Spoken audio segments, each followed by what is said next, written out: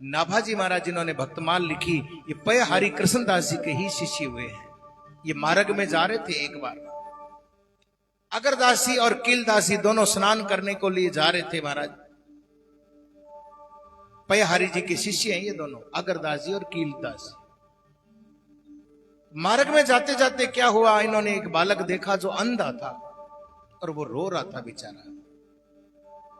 इन्होंने जाके पूछा, बेटा तू कौन है, रोवे क्यों जंगल में मार्ग में अकेला? बोले महाराज ये गाने बजाने वाली जो जाति है, डूम जाति का मैं हूं।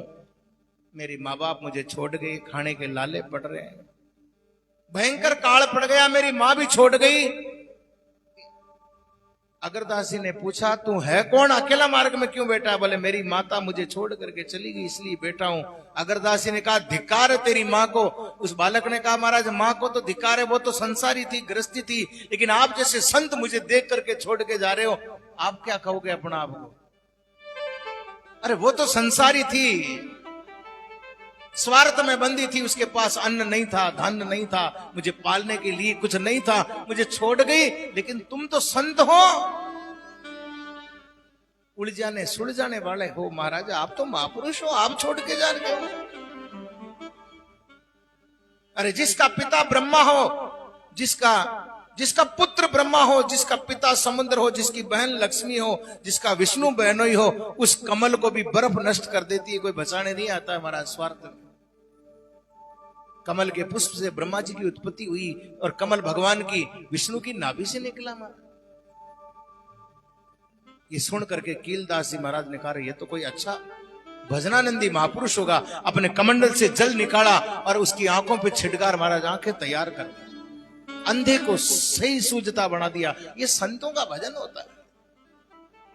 अपने साथ में ले पड़े, चल पड़े। अब वो बालक उनकी सेवा करता है। एक समय महाराज अगरदास जी कीलदास जी बैठे बैठे भजन कर रहे थे, मानसिक पूजा कर रहे थे। मानसिक पूजा भीतर होती है महाराज। मानसिक पूजा करते करते उनका मन थोड़ा सा भटकार, भगवान को जो हार पहना रहे थे, जो माला पहना रहे थे, वो माला नहीं पहना पा रहे थे। ये बालक जो अंधा बालक मिला था, जिसका नाम उन्होंने नारायण दास निकाला था, वो खड़ा खड़ा गुरुजी के पंखा कर रहा था। उसने पंखा करते करते कहा, गुरुजी माला में मन लगाइए, जहाज जो अटक रहा है उसको तो मैंने पार लगा दिया है, आप तो भगवान को माला पहनाइए। उसी समय महाराज अग्रदास जी ने आंखें खोली, सोचने लगे, मेरी नाभि की, मेरे मन की बात ये जान गया, डूबते जहाज को तार दिया, मेरे भजन का विघन ये समझ गया। जो मेरी नाभि की बात जान जाए, नारायण दास तेरा नाम आज से नाभा दास करता हूं। और जो मेरी नाभि की बात जान गया, संसार में जितने भी संत हुए, महापुरुष हुए, इनके चरित्रों को तू जान जाएगा। और वरदान देता हूं, एक ग्रंथ लिख जिसमें सभी संतों का चरित्र इकट्ठा हो। उसी समय महाराज नाभाजी महाराज ने ग्रंथ भक्तमाल की रचना विक्रम संवत 1640 से लगा करके और 1680 के बीच में यह ग्रंथ लिखा, जिसमें सभी संतों के चरित्र शामिल किए।